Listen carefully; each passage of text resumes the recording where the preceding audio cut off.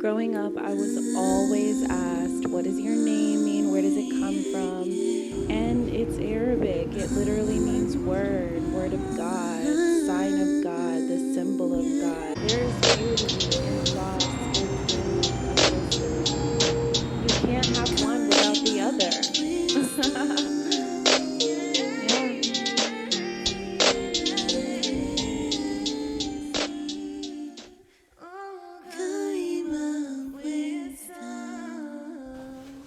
What's up, you guys? It's your girl Kalima. Welcome to Kalima of Wisdom, or welcome back to Kalima of Wisdom. If you know, then you've already seen my first two videos on me going to Dubai. I went to Dubai for New Year's Eve, and it was like always a dream to go. I checked the tickets. I found Emirates for $700 one way, and I saw that it was $100 to hop over to Turkey. Then I noticed it was $100 to see some family friends in Morocco. So literally, I mean, I did do some flight changes because I did want to change my schedule a little bit, but literally out the door, like $1,300 round trip. I'm talking about from Morocco, Africa to America, $470. I wanted to talk about being a Black muslimah in Dubai. There's so much that I learned because, you know, being a Muslim born and raised, I always wanted to see like other Muslim countries. And I was like, I'm just going to hop around. You know, I've been to Morocco 2 times prior, fell in love in Morocco. Don't fall in love with the long distance boo. Don't fall in love with the overseas boo. They do have this like respect and just this culture that we're not used to. Look on TikTok, you can see just countless like videos of people just talking about how men overseas are just different. And I do believe that I probably will be with someone who's from overseas, even if they live here, or maybe I meet them over there. I don't know, but they must have a passport. So let's start there. By the way, I think I want to do like a cool makeup look today. I don't know. My friend said that she enjoyed watching me sort of do my makeup. My lips are super dry because the weather right now. So yeah, one of my favorite parts of the Dubai experience is that, you know, all the Muslim countries, the minute you get off of the plane, you are entering a filtered experience. I love having a filtered experience because you're filtered from horrible food. You know, food that is not meant to be healthy, that is processed, to fresh food that is nourishing and light. And, you know, Dubai is also one of those places where you can walk around and you're always feeling very safe. You know what I'm saying? Like you find yourself just like after you eat, after you have a lunch, after you have a dinner, you're walking around, you're enjoying yourself. I love having a filtered experience with food and with music because not only do you learn about other cultures and about another completely new life and energy, but you learn about yourself. You realize like, I don't need this. I don't really like this. I actually don't mind like not playing the radio, you know, whatever, streaming music every single time I'm in a car. It's kind of nice to just live differently in a way that maybe we hadn't considered before.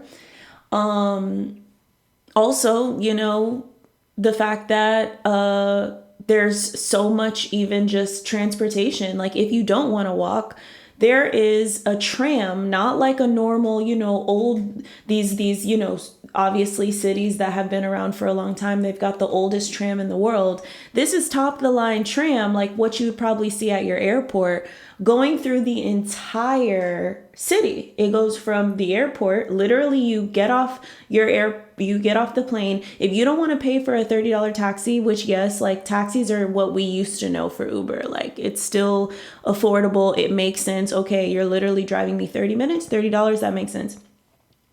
But you don't have to. You could pay $6 for the whole day. 11 bucks. I think it was either 6 or 10, something like that, for the whole day, like a whole day pass on the train. And that's even better, right? Because then you get to sightsee. You just get to sightsee the whole time. Like, who wants to drive? Like, I think my second time I might get a car, just because it is easier to get to Abu Dhabi, where the big mosque is, and you know, just Abu Dhabi is also very different because it's where real locals live, versus Dubai, which is that like tourist experience. And a lot of people, even in Abu Dhabi, they love going to Dubai because in Abu Dhabi there's a lot of restaurants, but they're not 24 hours. Like, there's grocery stores, but they're not 24 hours, you know. So there is more options in Dubai. So it's like, you will find, it's a lot like Los Angeles. That's what I've learned. Like, younger people, more active, you know.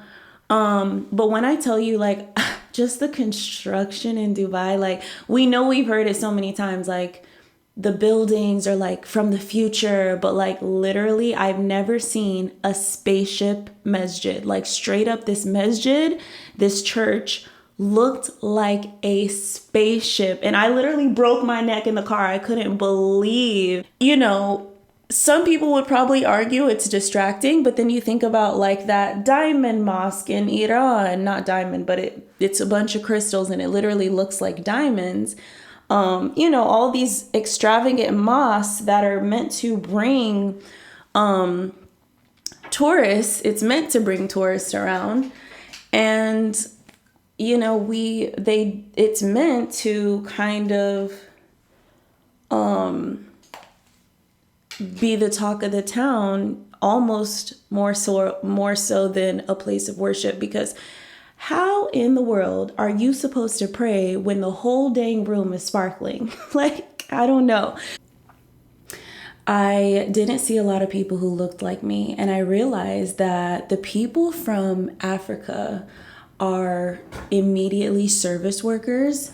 And, you know, I think there's so much excuses that we give to these minorities that come from Asia and from Africa, like, you know, these brown and black people, like, you know, basically you are considered someone who doesn't have as much education, you don't have access to education, or you don't have a lot of opportunities, so we can lowball you in our country because you'll pretty much take whatever you can get. And I just felt like I just consistently saw examples of people who were just not living in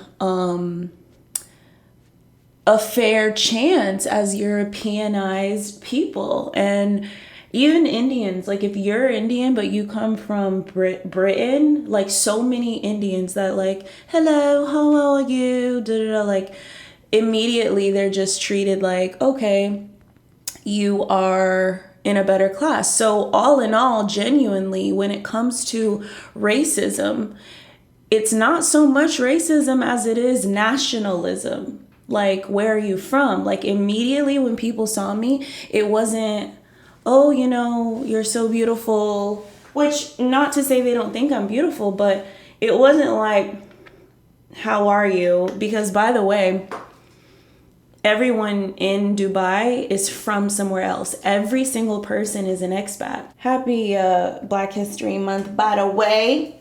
But yeah, like, everyone in Dubai, 80%, if not more, is an expat, meaning that they came from another country and moved to Dubai because, of course, the UAE, the United Arab Emirates, is a newly created country, only about 40 or 50 years old. So for me, I was like, you know what, I'm gonna go over here and see if it's even worth investing in. Like, what industries could I get a part of, jump into, and start?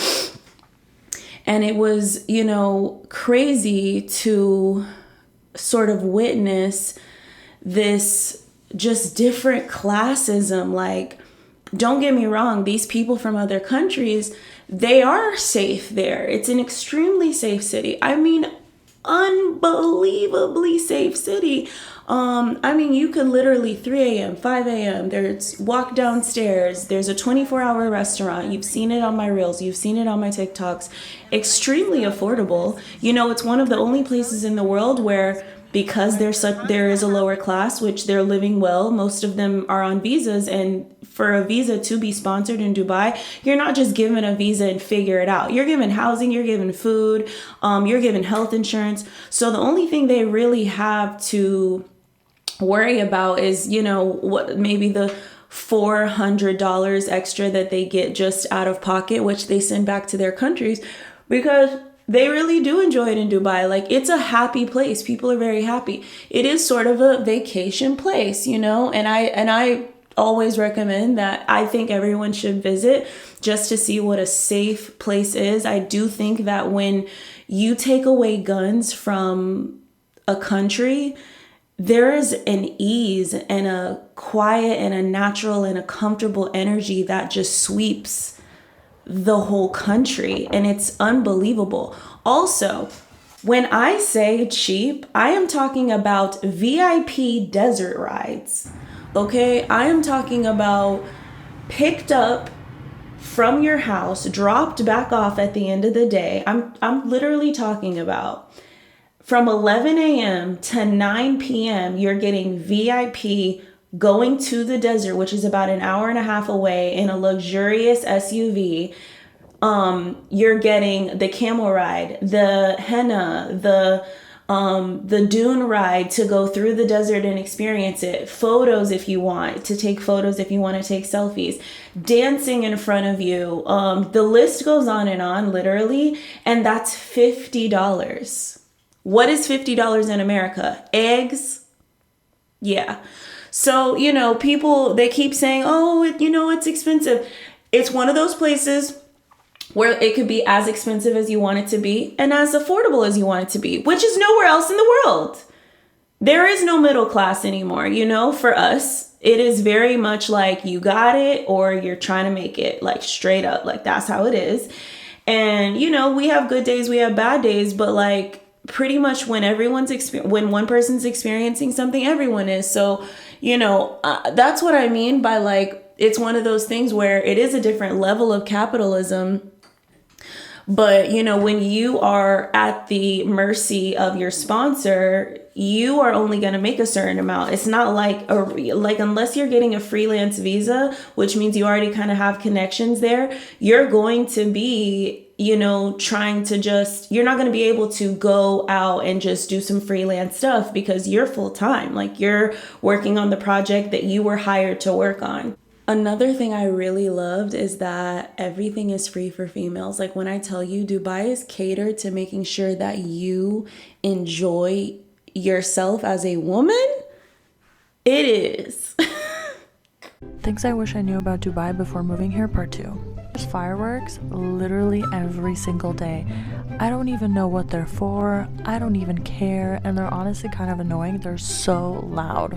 Luckily, everybody here speaks English, every Uber driver, every delivery person, and pretty well too. If you're a girl, you can practically eat and drink for free every night of the week. We have a thing here called Ladies' Day or Ladies' Night, where a restaurant, a nightclub, or a beach club will have an offer, either for like one free meal and like unlimited drinks for a couple hours, or they have a package that includes like a 3-course meal and 5 drinks for super cheap, like 150 dirhams, which is I think like $50 Canadian. Everybody here is so friendly, and this is coming from somebody who lived in Canada majority of her life, where people are known to be nice. I honestly have no idea where that stereotype came from, because I don't think Canadians are nice, because they're all miserable. And here everybody's chilling, everybody's happy, the weather's nice, there's so many things to do. So people here are overall so much happier and therefore friendlier. Literally, I went to Dubai to go see the Burj Khalifa lit up for New Year's Eve. I had a friend who lived in Turkey who used to live in Kuwait and would visit Dubai because it's right across the water.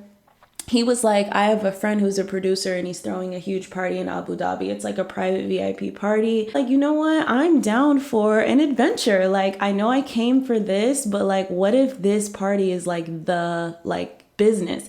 Plus that's the thing about New Year's Eve at the Burj Khalifa. They shut down streets because it just gets so packed and they don't even allow people to get access to it. So I would have been in the cut trying to see the Burj Khalifa versus going, having a nice place to stay. Yeah, he was like, I'm sending you a driver. Like his friend was like, what's up? So nice to meet you. Like you came, like my friend told me about you. Never in America would you just jump in a car. I hope, you wouldn't just go, someone sending you a car. You're not just going to get in a car and go an hour and a half away to a person you've never even met. You only talked to on the phone one time. So, even my Airbnb host was like, trust me, it'll probably be like fine. Like it's a very safe place. Like he's not going to kidnap you. Like don't worry about it. Like I didn't say these things. I didn't want to put it in the universe, but she could kind of get the nervousness and she was like, trust me, you will be fine. I went to the most beautiful like beach resort, like mini like beach club. And it was overlooking the water. They had fireworks the entire time. Also Dubai, they do fireworks every day. Like it's really like a Disneyland for the public because they know so many people are coming to visit that it really is like a show that they want to put on for everybody. So, fireworks became normal by the end. But when I first got there, and by the way, I like to do my makeup with my hand. The fireworks were pretty much from as soon as the clock struck 12 for the rest of the night. And we danced. The DJ was incredible. And yeah, incredible experience.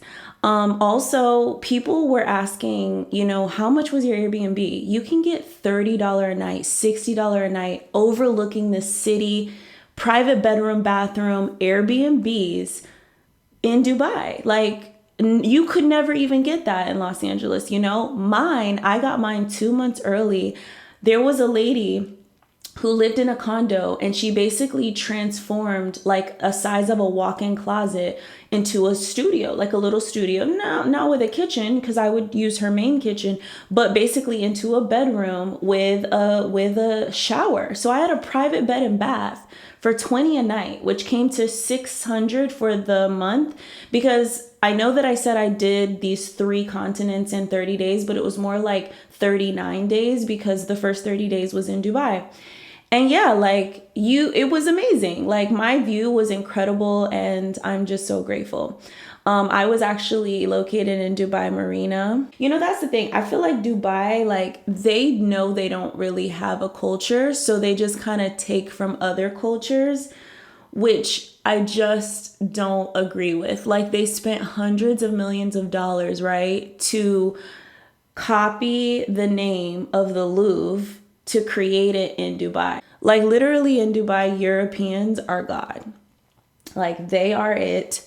Everything is about making sure that they're comfortable. And when I say they're, I'm really saying we, because Americans, we don't see ourselves as Europeanized, but we're very Europeanized. When you travel, you realize like, oh, I am basically Europeanized. Yeah, so I don't know. Those are just things that I was like, why y'all taking people's name and spending so much money? Like that money could have went to so many places when you probably didn't even know there was the Louvre in Dubai. Like we're not thinking about Dubai when we say the Louvre. Dubai is, more rich in experience than it is in culture, really. I decided to add a little shimmer. I don't know. I think it is actually kind of cool. Yeah, I will also say when it comes to dating in Dubai, I pretty much had to cut it off like once I left. But, beautiful person, beautiful appearing man from Senegal. He was like the 3rd person that approached me. I got approached from a Moroccan, a Syrian. Like people really, especially Muslim men, that they are looking for wives and they are looking for something more serious, especially when they're there for work. They love a woman's energy. And there's so many laws. There's so many strict laws of like violence and disrespect in Dubai that there's always this approach of, I want to make sure that you're comfortable. I want to make sure that you're happy. And I I was just like in love. I know for a fact that if I really wanted to stay in Dubai, like I would be married in 6 months. I'm not kidding. Like I know that sounds like crazy because in America, like you really could never say that. I know some people probably would say maybe you could say that, but let's be honest, like it's not that easy in America, especially when there's just so many options. I do think that, you know, since they recently changed the laws there where you can rent a hotel room with the opposite sex, which in most Muslim countries, you're not just allowed to just go do that unless you both have an American passport or, you know, you're not like locally from that country. And so you wouldn't necessarily have to abide by that country's laws. It was really mind-boggling to see the amount of men who, just because you're a little bit more revealing or because you're American or because you're from Europe, maybe she's down for the get down and you're not hijabi. So it's like, you know, that is something I definitely found that I still had to deal with. That was really annoying, honestly, because I'm like, I know that they're just trying because they're men, because men are just gonna be men. Like, that's what I realized, and I just have to accept it. But I will say that there's just a different respect level there. Like once you really say no, like once they know that you're just not about that life, like they move on. They're not tripping like that. The only thing I think I want to do is add to the bottom just a little touch up. And I think I shall be done. Make sure to stay tuned for the next video because I'm really going to be doing a deep dive into the things that I got from all the countries. I got some amazing things from overseas. I will say one of the things that I wish that I got from Dubai specifically was like a silk kaftan or abaya, because they had the most, like one of the girls that was staying at the Airbnb, like in the master bedroom, she had the most beautiful color kaftan. And that's the thing is most Muslim countries, you can bargain. Like they know that you're American. They got different prices for locals and for tourists. But Dubai is kind of set. You can find some places where they will bargain, but you know, but even the set price are decent. Like I'm telling you, like y'all really, please stop listening to these people saying it's not. It's expensive. Like yes, it can be, right? But not really. Not more than LA and Miami, okay? L aliens and Miami people, please listen the heck up. Go and live your best life in Dubai, okay? All right, now to wrap up this video, I should have did my brows, but you know what it is. I want to show you some tea my dad decided to get. $500. He got like saffron, right? He got like a big box of saffron, and if you know, you know, saffron is not cheap. It only grows like one time a year, and it's like this little like piece of string from a flower, maybe like 3 strings from a flower that like you literally just add to a bag. So to get a box of it, that was probably $300 already, but then, or maybe $400. It smells like heaven in my tea drawer at home, okay? The most amazing shea tea. I mean, literally flowers and fruits just dried up, and they just, okay, but have you ever seen gold-coated tea?